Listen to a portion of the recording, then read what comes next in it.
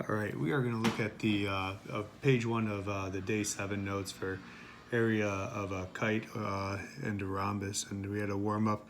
It said one diagonal of a kite is 18 centimeters. The other diagonal is 32 centimeters. Determine the area of this kite. Now, what might have been interesting when you looked at this problem right at the beginning, you might have thought, well, because of what I know about a kite, one diagonal is the perpendicular bisector of the other. So is there going to be a difference if we cut the diagonal of 18 and a half versus if we cut the diagonal of 32 and a half?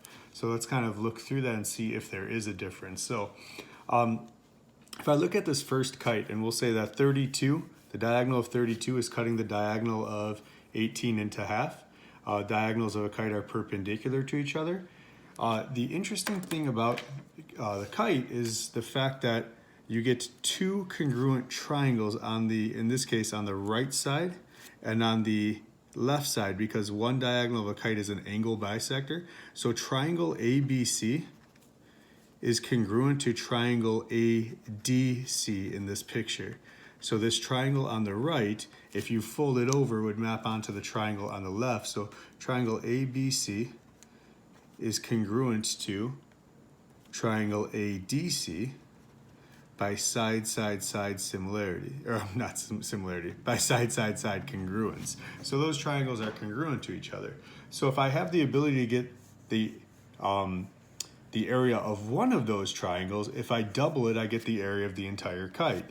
So the area of triangle ABC, the area of triangle ABC should be equal to 1/2. We could call AC its base. So AC is 32, and its height is perpendicular to that base, so it has a height of 9. So we could do 1/2 of 32, which is 16, 16 times 9, and we get the area of triangle ABC to be equal to 144 units squared, or centimeters squared in this case. Well, since we want the area of the entire kite, and the entire kite is formed by the two congruent triangles that each have an area of 144, then the area of that kite, ABCD, so the area of quadrilateral ABCD is going to equal 2 times 144, which would be equal to 288 centimeters squared. So is the area going to be different if instead of cutting the diagonal of 18 and a half, if we cut the diagonal of 32 and a half, which would be, so now would it be different if the diagonal of 18 was the perpendicular bisector of the diagonal of 32? So let's see, in this second diagram, I cut 32 into half, and let's see if there's any difference over here. So now if I look at the diagram on the right side here, now I have this bottom triangle, triangle ETI, would be congruent to the top triangle, triangle EKI, by side, and then the shared side. So we'd have triangle ETI is congruent to triangle EKI by side. So if I could get the area, once again, if I could get the area of one triangle, right? If I could get the area of one triangle, then when I double it, I should be able to get the area of the entire kite. So let's get the area of triangle ETI. Well, ETI could have the base of 18. That's the entire diagonal. So the base is 18, while its height, because 16 is perpendicular to that base, its height would be 16. So the area of triangle ETI should be 1/2 of its base. Its base is 18, multiplied by its height, which is 16. And 9 by 16 gives me the area of triangle. That's the area of triangle ETI is equal to 144 centimeters squared because of 9 by 16, right? But the kite is two of those congruent triangles. So the area of the kite, KITE, is equal to 2 times 144, which would be 288 centimeters squared. So if the kite has diagonals of 18 and 32, the area of the kite has to be 288 centimeters squared. Well, if we understand that the kite, regardless of which diagonal is the perpendicular bisector of the other, is always going to form two congruent triangles, so we can always get the area of one triangle and double it, then that should help us with the formula for the area of a kite. So let's go to the bottom part and derive the area.